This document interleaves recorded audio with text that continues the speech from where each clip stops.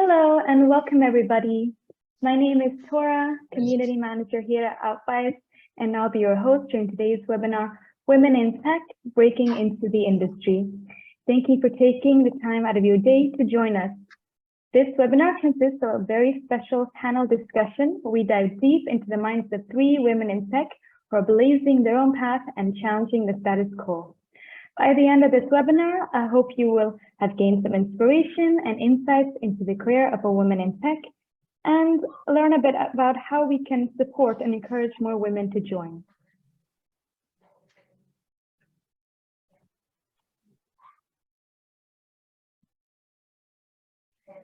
Now I just want to quickly go over the agenda for today. I'll first quickly introduce Outvise, then introduce our panel speakers, then move on to the panel discussion and finish off with Q&A.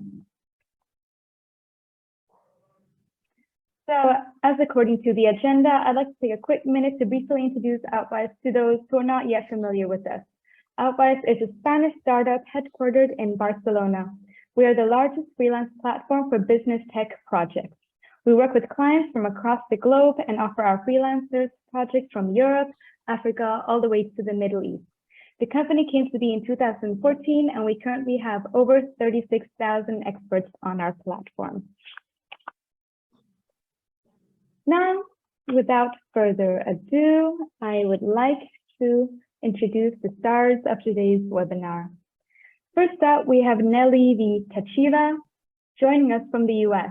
Nelly is the future of work, Metaverse innovator and entrepreneur with over 20 years of experience in software engineering, data, and leadership. She's currently building a virtual workspace in the Metaverse, Temboury, for remote teams to meet, collaborate, learn, and have fun in an immersive, engaging, and efficient way. Through various nonprofit commitments, Nelly has been supporting causes like women's empowerment, girls in STEM, and DEI. With us today, we also have Carla Mao joining us from Singapore. Carla is a data scientist and software engineer experienced in working with AI technologies in Southeast Asia. She specializes in the application of machine learning algorithms in the banking system. Finally, we have Mercedes Temboury joining us from Spain. Mercedes is a digital strategy, innovation, and analytics consultant, a telecom and IT professional with over 25 years of experience in strategy, management consulting, business and technology consulting, and utilities and telecom projects in Europe, Africa, the Middle East, and Latin America. Thank you so much for being here today. Now, time for the best part. Let's get into the panel discussion. On your screen, you should be able to see the 9 questions that the panel will be discussing today. They include a bit about their journey and how they landed a career in tech, some advice, and how we can support and encourage more women to join the industry. If you have other questions, don't hesitate to write your question down in the Q&A or the chat section, and we'll cover them towards the end. So let's start. First, I'd like to know a bit about your role and your journey to that role. Nelly, would you like to tell us a bit about that? Of course. Thank you so much for having me, Tora, and the Outvise team. It's a true pleasure. For me, it all started in elementary school, actually. I fell in love with solving problems and math, and that's how I got to attend a STEM high school, and no surprise that I went ahead and graduated with a master's in mathematics and computer science. When I started my career, I was actually a freelancer myself for a few years, and I did everything websites related, but literally everything from databases, backend, frontend, UI, even some graphic design, even though I wasn't good at that at all at the time. Now with the help of tools like Canva, I'm doing a bit better. And through the years, I've worked with companies of various sizes, locations, and industries, from enterprises like Nokia and Dow Jones to startups in media and logistics, education even. Over the years, I've kept learning new technologies, and that has been the journey for all of us, I would imagine. from web and everything around it, through mobile apps, the cloud, of course, and databases, and most recently, virtual reality and the metaverse. It has been quite the journey. And that was the technology part, actually, of my journey. At some point, I moved into the leadership track. I've always loved working with people and helping them grow and become successful. But for that, I felt I needed to learn as much as possible. So I went back to school and I got my MBA program. And at around that time, I did some data science as well. So all of that enabled me to have the confidence, the knowledge, and the experience to start my own company. And combining all that experience with my passion to help people make their work better, easier, seamless, and more enjoyable, I started my own company. Our first product was a process automation one. And now in the last 8 or 9 months, we've been building a metaverse workspace, as you, Tora, just mentioned. We imagine it to be the office of the future. And that's been my journey. Awesome. Thank you so much for sharing. How about you, Carla? Can you explain a bit about your role and your journey? Yeah. So I think I've always been interested in like computer science, but for some reason decided to study environmental sciences because I wasn't too sure. And then didn't like it. Then met some people in tech and just switched my degree. And then I later did my thesis in AI, and that's how I found out that I really liked machine learning and AI technologies. So I got my master's in AI, and then got a job in research engineer, which I didn't like because it's a very tough industry. But I later, thanks to that, found my role in a bank in Singapore as a data scientist, which I very much like. And I think this role is super interesting for it, and it's quite accessible for people who are still unsure about being full tech because it's quite business based, while still coding quite a bit. Yeah. Okay, great. Thank you. And how about you, Mercedes? Can you share with us a bit? Yes. Hello, it's a pleasure to be with you. And what to say, I almost had no hesitation back on those days of university in following my vocation or my main interest, which were astrophysics and theoretical physics. And this was not very common in my social environment at that time because it was mainly focused on law or administration. I wanted to do fundamental research, okay, work for example, for the Geneva accelerator and so on. But fundamental research is a hard path. Then I switched to applied physics, and I did some projects for the Spanish Army in infrared or thermal vision and holographics. Then I entered computer science. I went to IBM, and then later on, Accenture as consulting was for me a new start because I discovered the enjoyment and the rigor of consulting. And then I joined Telefonica in strategy, regulation, mergers and acquisitions, and deployment in Latin America. And now my role, after working, as I said, for Indra, Accenture, and Telefonica, is customer experience and digital transformation consultant.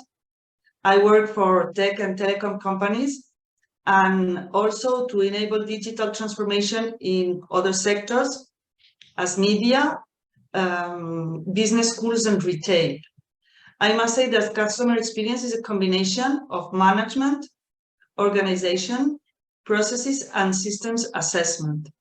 And I also work as a mentor for startups and innovation masters in business schools. It's interesting. Everyone has quite a different role and quite a different journey for that role. So it's really interesting. Great. So Nelly, you had quite a long journey. What are some highs and lows that you have faced in your career? Too many highs. I can split them into three categories. When it's related to people, I just love helping, whether it is customers to be successful using our product, or team members to grow and learn and be successful in their job. Coaching and growing my team members has been super fulfilling part of my job. So that's the people side. The technology side, as a technology professional, my biggest satisfaction has been whenever I could use my knowledge and experience and provide something which will make the work, whether my team members, department, or customers, make it easier and seamless and faster, basically improving their efficiency and job satisfaction as well. And the second, the technology part, and a third part of me being a mentor. I cannot compare anything else to being able to inspire girls and women to first see the possibilities in technology and go on and seek a career in technology. I will never forget just the sparks in the eyes of someone. Oh, I can do that. Yes, you can. Of course you can. So yeah, those kind of three tracks of highs have been super fulfilling and satisfying. As for lows, when I look back, I laugh at them more than I'm, annoyed by them anymore. But I can realize that how actually bad they may be for some women. Being asked whether I plan to have more children at a job interview, as if it related to my knowledge and experience or what I would produce on my job, right? And all the usual, ideas being dismissed at meetings coming from me, but then being celebrated and kind of, being celebrated when they come from a man, or sometimes when being nice and self-spoken is confused with not being assertive enough or maybe knowledgeable enough, being interrupted during meetings. That's something we all suffer from, I'm afraid. And, some small things like being expected to take notes during meetings just because you're the only woman in the room, even though it's not your role at that meeting per se. So yeah, that there has been a lot of that. Again, I'm looking back and yeah, it's none of that has been a huge deal, and I'm happy to say that none of those discouraged me at all. But I can imagine how disappointed and how disheartened some of those may feel. I remember one time I had 3 young kids at home, and I was consistently asked to work overtime. So on top of the regular hours, I was asked to work, evenings and weekends, and it became so overwhelming, and it interfered so much with my family and personal life that it was unbearable. So basically, being able to take care of everything at the same time has been challenging, as for each and every woman. It doesn't matter the role or the career path, it's still challenging. Okay, excellent. Thank you. And how about you, Carla? You're more at the beginning of your career, I would say. What about you? And have you experienced, what are some highs and lows that you've experienced so far? Yeah, so I'm super new, so obviously I don't have the same highs as you, Nelly, but I think hopefully I come to that, being able to mentor other people. That would be super great. But I think so far so good. It's just I really like this field, and AI, this industry is kind of my dream job, so I kind of landed the jackpot. I think for the pros of this industry is like it's a great industry. It can be challenging, but quite rewarding, and you learn a lot. Things are constantly moving, so you never get bored. And the compensation can go quite high. So I think for younger people, it could be like quite motivating. Yeah, also I think if you look at big tech companies, they're mostly led by people who have a computer science background. So also if that's your goal to end up there, then I think it's a great idea. And the industry is on the rise, so there's plenty of jobs, which post-COVID is kind of hard, I know, for some people. So I think tech is the way to go. But I think as for lows, I think there's quite a lot of like lack of support. I think for me, at least, I think the environment is quite sexist sometimes. Even though I'm at the beginning of my career, I still felt it, like especially in my previous job, where my previous boss was like the perfect example of this and would constantly attack me and not my male colleagues. So I think the lack of women in the industry is kind of like makes it kind of hard to fight for your own ideas. Sometimes you just want to like let it flow because there's no one else by your side to be kind of like there for you and feels the same way. So I think, yeah, that's kind of like the bro culture and misogyny that is constantly there is a bit painful sometimes. Yeah. Okay, yeah, thanks for sharing. I'm sure many people can relate to what you've said. And Mercedes, you've also had a really long career. So have you noticed any substantial changes since you entered the tech world as compared to now? Well, I was lucky enough to enter the job market almost at the beginning 30 years ago, then almost at the beginning of the great wave of telco and tech transformation. So I was so lucky to start in a sector that grew a lot and improved dramatically during the last 30 years. Then I have seen the competition beginning in the telecom sector. I have seen the internet starting and spreading. I have seen computers and mobile phones becoming ubiquitous. And I have also lived the dot-com crisis and the rise of Silicon Valley.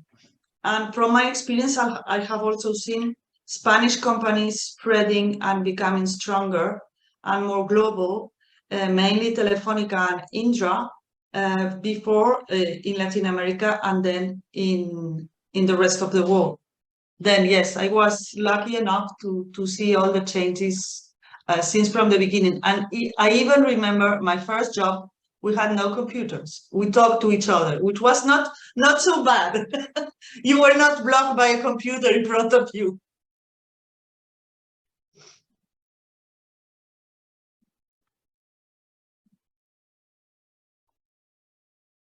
That's what I would say about these substantial changes. Okay. Thank you so because much. From the presence of women, I have not seen as a dramatic shift as they say today. Well, at the beginning, I think in physics we were 1/3 of the pupils, and in consulting or in the Spanish army companies or in Indra, there was already a significant presence of women. Then this has not been one of the things that have more dramatically changed in my experience for the last 25 to 30 years. Okay, yeah, well said. Yeah, thank you.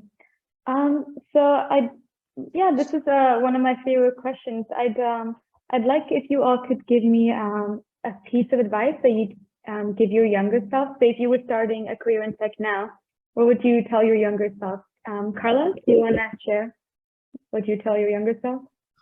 I think for me, it's like I'm kind of like, since the industry is kind of like shaping, like being reshaped, and I think there's a lot more support groups. I think it was a lot easier for me to enter it. So as a piece for advice, maybe just stick up a bit more for yourself. But it can be tough at times, but it is getting better. I think the current environment that I'm in, people are I don't feel like there's a difference between men or women. So I think maybe for like younger people, I would say just go for it. Don't be afraid of like that gender imbalance, because yeah, it's a bit annoying at times, but it's by joining that we're gonna actually change that. So I think, yeah, just go for it. Yeah, it's very true. And how about you, Nelly? I second the go for it, which Carol just provided. Basically, if it doesn't scare you, you're probably not dreaming big enough. That's how I would phrase it. But yeah, for me, two things actually: stop fretting over everything. If you cannot control it, don't worry about it. That would be an advice to my younger self. And a more tactical one, which I've realized a bit later in my career: get yourself a mentor or a sponsor. When I started, it wasn't anything common, to be completely open with you. So as basically, if you were asking for mentorship, that would be almost like admitting you needed help. So it wasn't common at all where I come from. And at the time, wow, now it's not only common, it's expected. It's provided by many companies. That's a big difference, which I see now, that more and more companies actually step in and provide some support groups for women and some additional resources for women. So get yourself a mentor or a sponsor, someone who is invested in your growth and success. It could be your manager, or it could be somebody else at the company. You shouldn't do it all by yourself. You shouldn't walk it all alone. There are so many people with so much more experience than you who can help, who are more than willing to help, who can provide that support and basically help you not only with your career, but also to navigate the company and to make the connections which you need as you are beginning your career. Great, thank you. Good advice. And how about you, Mercedes? What advice can you give? The advice to my younger self, I think there will be 5 points. The first one, in my case, was listen to your father, which makes, perhaps it may sound sexist, but it was my father. My scientific vocation was due to my father, because he was very fond of physics, even if he was a diplomat, and he met Heisenberg in Geneva a long time ago. Then he instilled in me the love for science, no? Then I would say, as Nelly said, look for a mentor. This is very important, because normally women tended not to look for a mentor, which is more usually done in men. Okay, men are stronger doing team building, looking for mentors, having career path already thought, already declared. This is very important. I will also say, of course, balance work with personal life, because it's always a need, no? Another advice will be never stop learning. Okay, you always, as this is a sector which changes dramatically across the years, you never stop learning. I think the last thing I did was a sort of big data master and so on.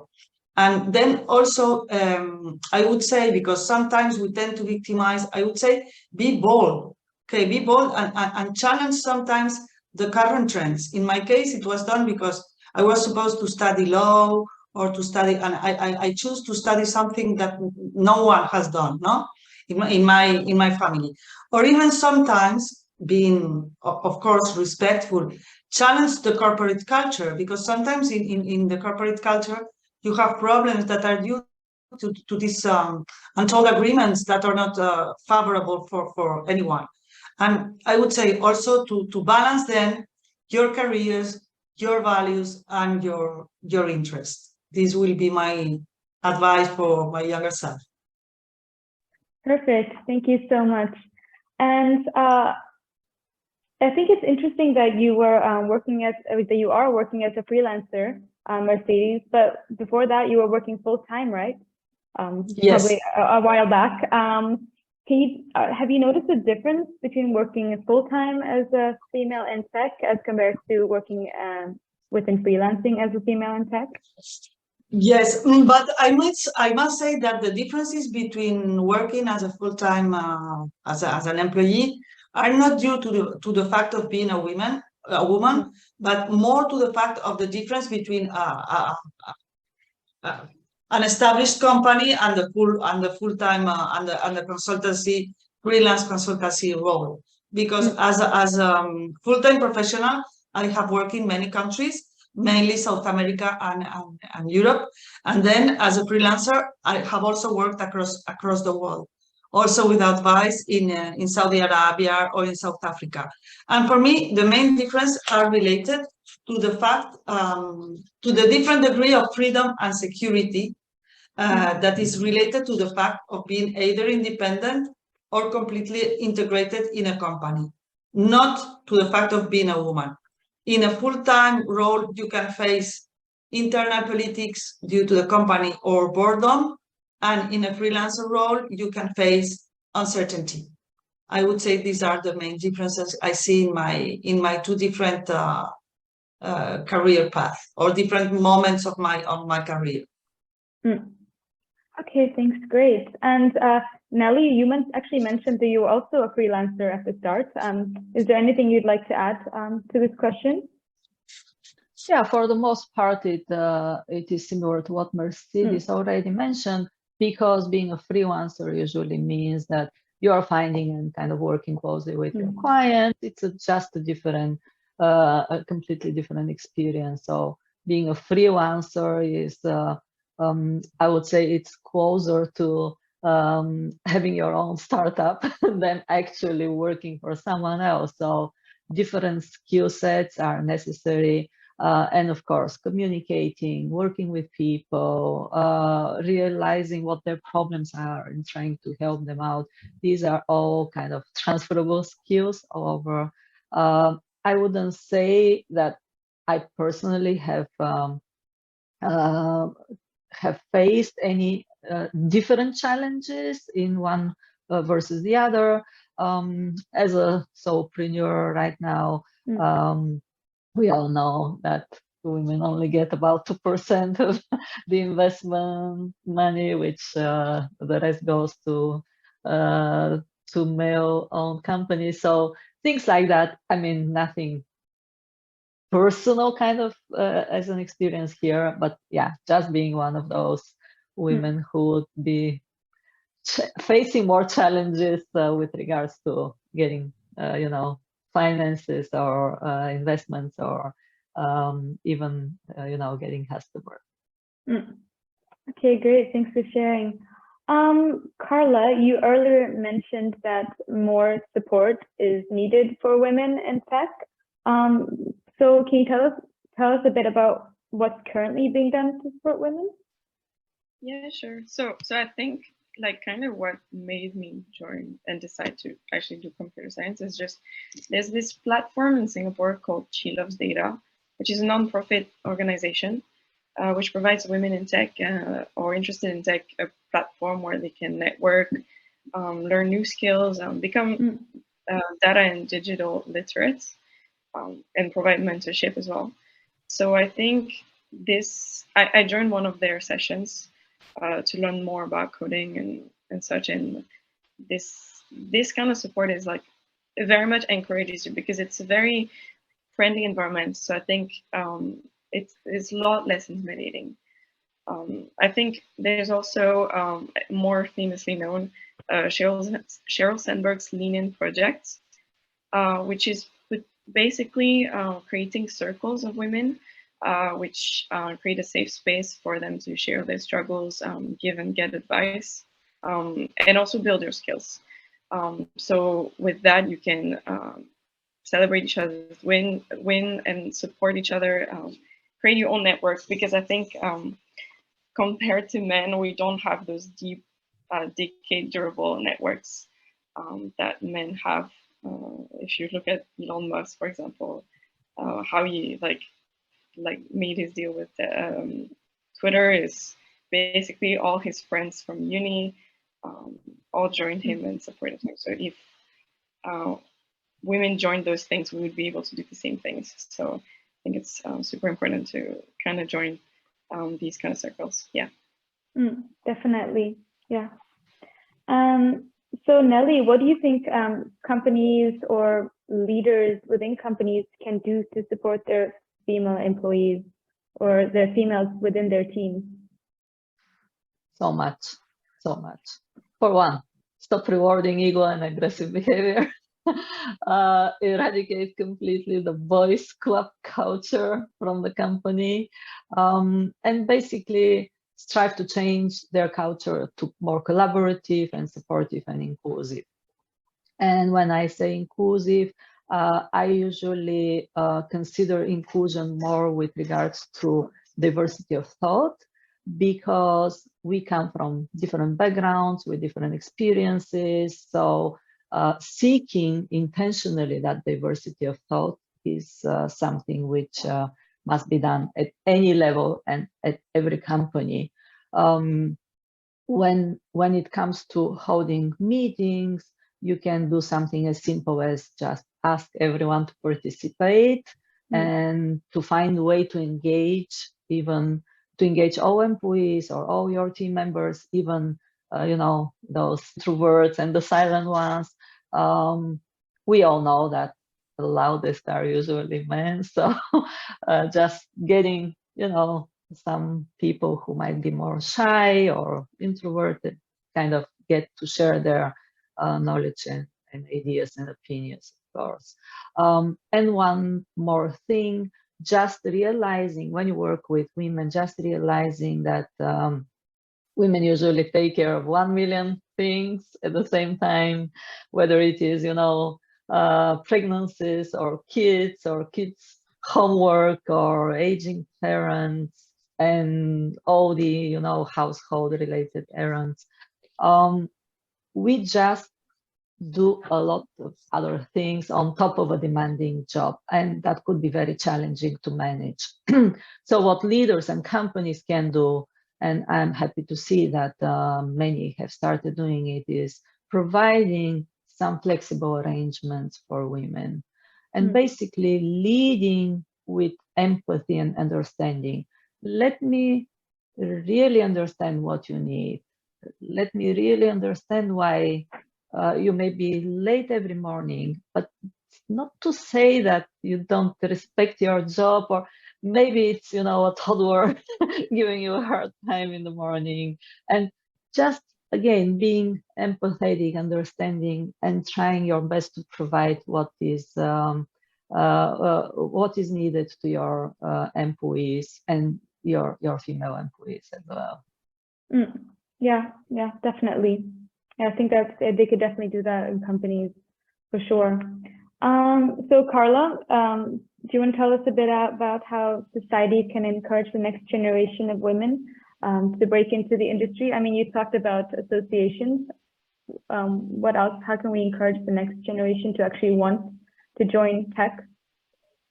I think Nelly touched a few points that are quite important. And I think also, to inspire more women, I think it's important to put more women in positions of power. For example, there's quite a few big tech companies, for example, Reddit, SpaceX, Coinbase, or Meta, who have female CEOs. So I think putting female at high power positions kind of breaks the stereotypes and stigmas of women in positions of power, which often are seen as like mean and soulless people. I think that's also encouraging maybe heads of HR to hire more women.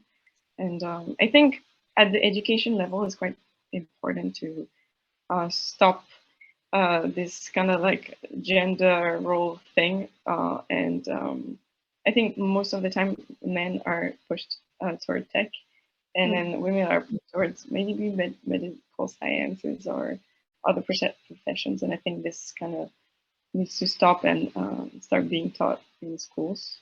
And maybe on the government level, I think governments in general need to be pushing for more inclusivity and diversity in tech, and work with industry players and educational institutions to bring more women in this field.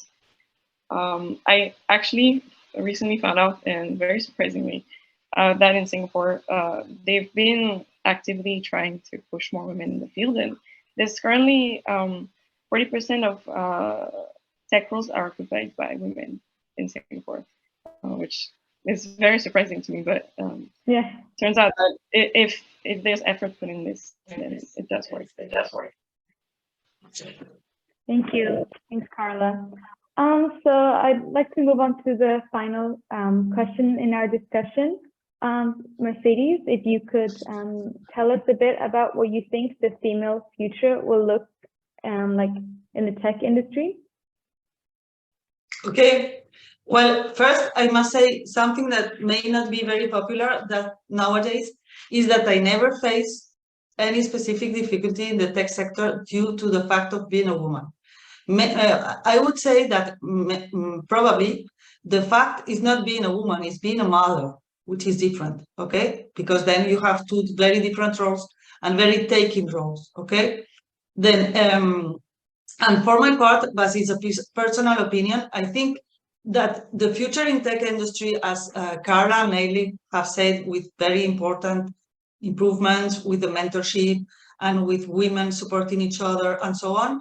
But I have an opinion that victimization is not very useful and that quotas can be deterring, you know? And I think we must work on merit, okay? I think women are as good as men and they are not to be supported from my point of view in a different way, okay? The merit is the same and we can compete perfectly on merit.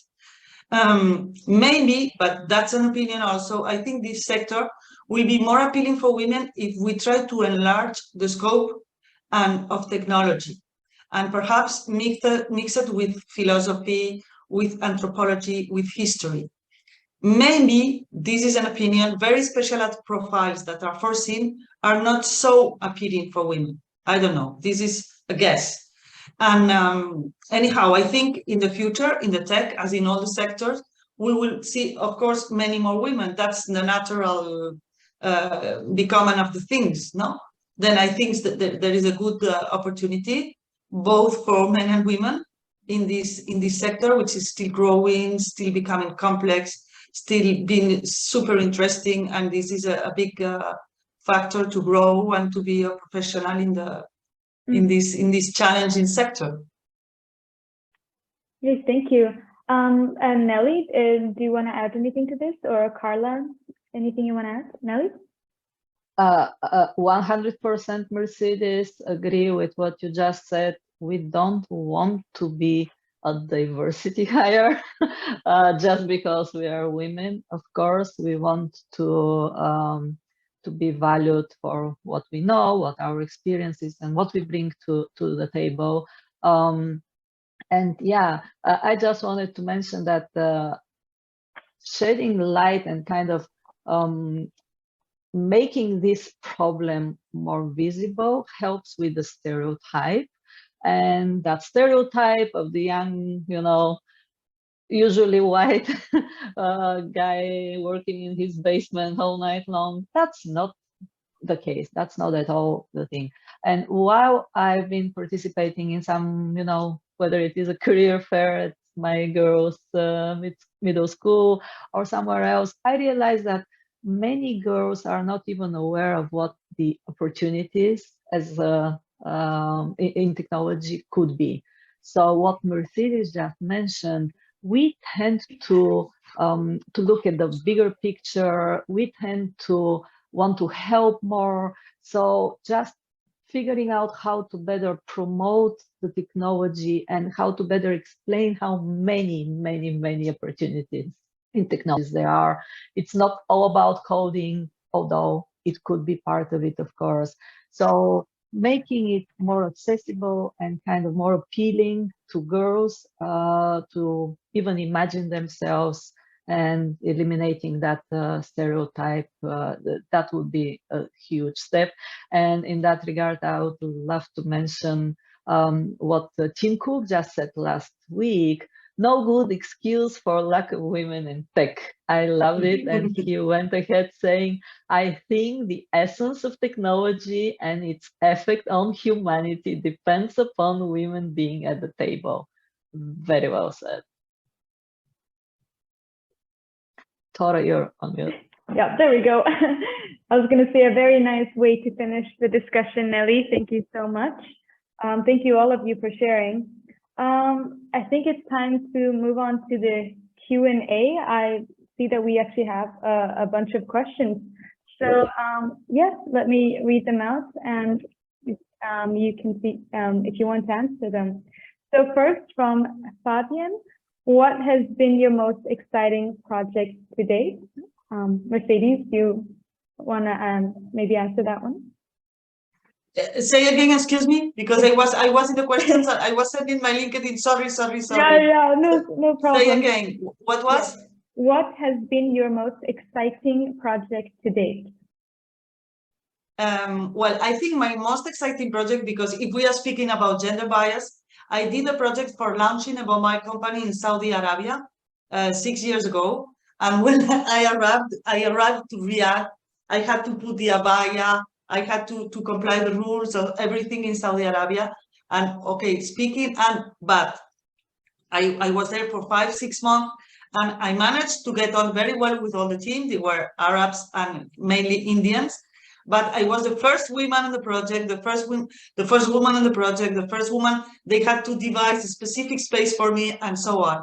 And this was both a challenging project because it was done because it was a very well-funded, a very good company, which was Saudi Telecom, but also because at the beginning, the surroundings and the context were very challenging for a woman. But for me, it was a good experience. I will say also that besides this one, which is a very gender-oriented situation, for me, it has been very exciting, all the deployment and the internationalization of Telefonica, going across from Mexico to Chile and everything.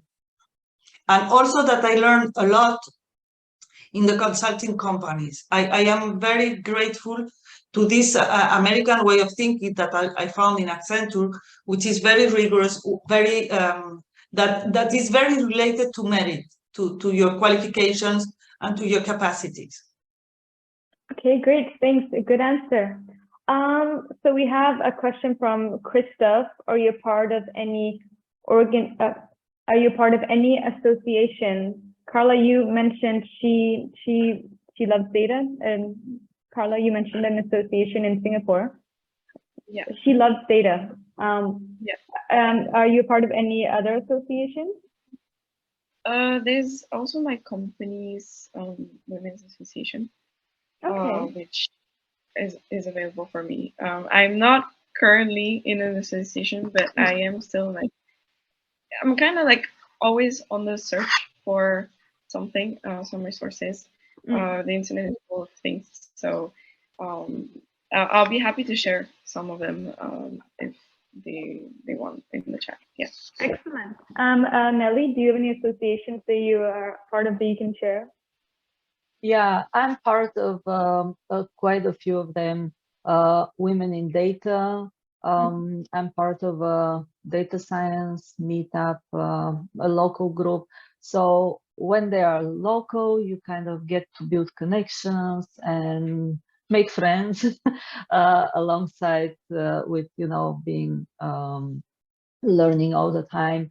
I like to join groups who give you opportunities to present, for example, because if you don't feel comfortable doing that, that could be a good and safe and kind of easy way for you. I've done that in the past. Women supporting women kind of groups is something else. I try to keep an eye on everything going on, at least around me. So keep kind of tabs and attend events here and there at various organizations.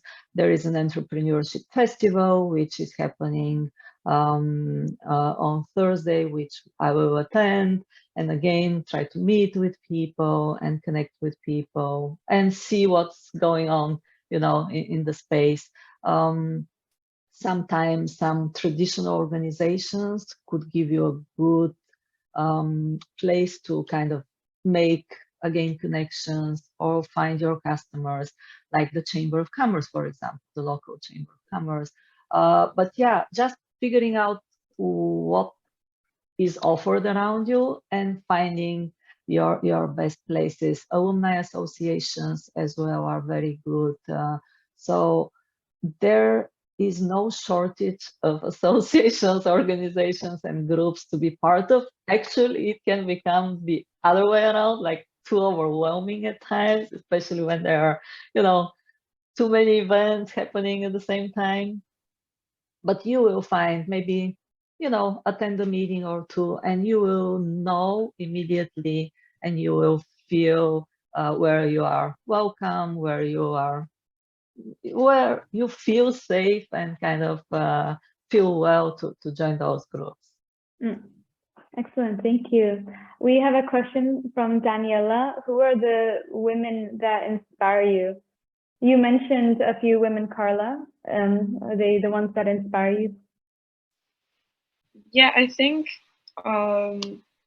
most women that are COO is kind of like, I think for me, it's kind of like the dream to like be maybe at the top of something or like start my own company. So maybe also women like Nelly and Mercedes are quite very inspiring. Like be able to so much is kind of like what I look up to. And I think on LinkedIn you see a lot of women that do great achievements, do PhD while having 3 kids or something like this, which I think it's I don't know how to explain, but I think it's more like getting to know more people. As we mentioned, like I think getting into those groups can lead you to meet many inspiring people. Yeah. Thanks.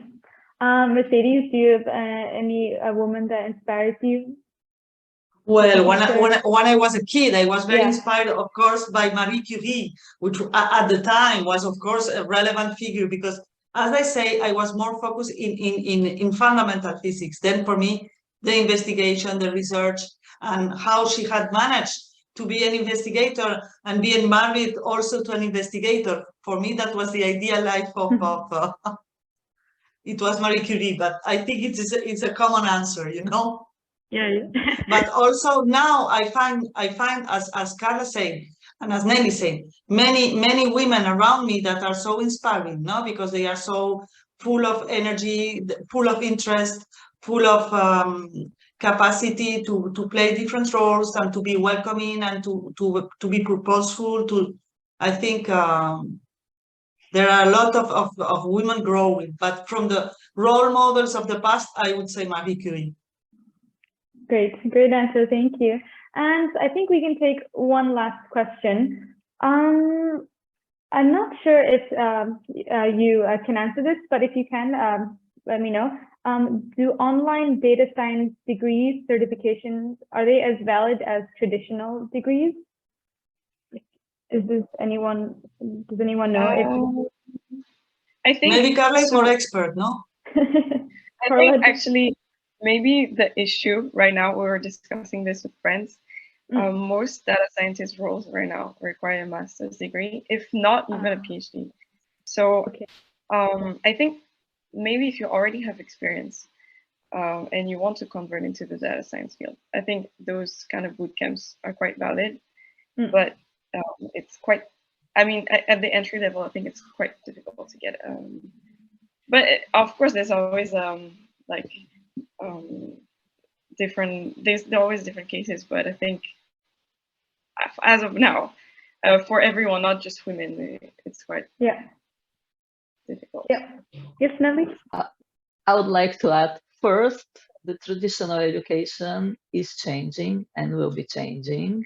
So we may no longer need the PhD or even the master's degree per se. So that's coming. When we talk about online programs, we just have to remember the last 2 years or more than 2 years. Everybody was enrolled into online education, right? So it's about the format, whether you go to a classroom or learn at your own pace online, that's not the problem. The problem is that they are not considered prestigious enough, I guess. So if you got your, data science degree from Carnegie Mellon or some Ivy League university, no one would be bothered by the format, of course. as it goes to boot camps and online courses, it's a great start first before you even get enrolled into and pay some incredible high amounts of money, especially in this country for higher education. That's a great start for you to start and see if you like it. Maybe you don't. So just enroll into a month or 2 months of an online course to see for yourself. Then get involved in your local community and start attending their groups and start talking with people. What does data science actually mean? Because when you learn that 80% of the time is data cleaning, maybe that will help you figure out it's not that bad, or it's not that difficult, or maybe not that interesting, you know. And then there are opportunities provided by so many organizations where you can join a team and actually participate alongside more experienced people from you. I'm thinking about Kaggle, they have a lot of competitions, and you can actually join a team, literally saying, I know nothing, I'm just starting, I am learning right now, but participate in a real world project with the real world data and see how it goes from like being into that team. And then as you go, as you learn, there are easy ways to showcase your experience and to literally show that you know what you're talking about. But yeah, it's a valid entryway. So don't be discouraged just because maybe you don't have the money for higher education or the time. It's a great start. And more people get admitted in computer science as well, and in data science. They call them those non-traditional hires, because again, you keep learning. As Mercedes just said, you cannot rely on what you learned at school throughout your career. No, not in technology, not in data science. Well, not anywhere, I would say, but so you keep learning. So when you can show that you learned on your own and that you can show a successful maybe project or data visualization that you've created, that's a great start of the conversation. And connect with people, network with people who can help you get your, foot at the door. Definitely. Thanks for your answer. And I think I'd also, I think from my experience, I think it's quite traditional in Singapore, but from what I've heard, like in the US or Google and companies like that are totally open to like non-traditional backgrounds. So I think, it's very, I'm talking from my perspective, but I think, it is very much changing, and it's very hopeful. Definitely. Thanks. Well, yeah, this is unfortunately all we have time for today. We could go on discussing this forever. But I just want to say thank you to everyone for signing in. I want to give a very special thank you to our guest speakers, Mercedes, Nelly, and Carla, for participating. It's been an extremely fruitful discussion. We're all very thankful. And I'd just like to say that our next webinar will be held in December. Don't forget to follow Outvise on LinkedIn, where we'll keep you updated on everything. I'd also like to give a special recommendation to attend the Metaverse Women's Entrepreneurship Day Summit, which is actually co-hosted by our panelist, Nelly. Nelly, if you'd just like to give a very quick brief about what this event is. Thank you so much, Tora. Yeah, Women Entrepreneurship Day. It's celebrated every year on the 19th of November. This year, we're doing it for the very first time in the Metaverse. We'll be hosting it in our Tangra Metaverse. And if you want to look up this organization, a great organization to get involved with, Women's Entrepreneurship Day organization. The mission is to empower, celebrate, educate, and support women economically to alleviate poverty worldwide. Great mission, great people around the world. I believe the Women's Entrepreneurship Day is celebrated in 144 countries in the world, even at the United Nations. And I would love to invite you to join our event, to learn from and get inspired by female entrepreneurs making waves and impact with the cutting edge technologies like Web3, Metaverse, crypto, NFT, and blockchain. We are holding it on the 18th of November, and I can provide a link in the chat for you to have a look and join us. Yeah, please provide the link in the chat. That'd be great. Thank you so much, Nelly. That sounds like it sounds like a great event. But yeah, that's it for today. Thanks everyone for joining. Thank you, our panelists, and I'll see you next time. Bye-bye. Thank you so much. Bye-bye. Thank you. Thank you so much. Thank you, everyone. Thank you. It was a pleasure. Bye.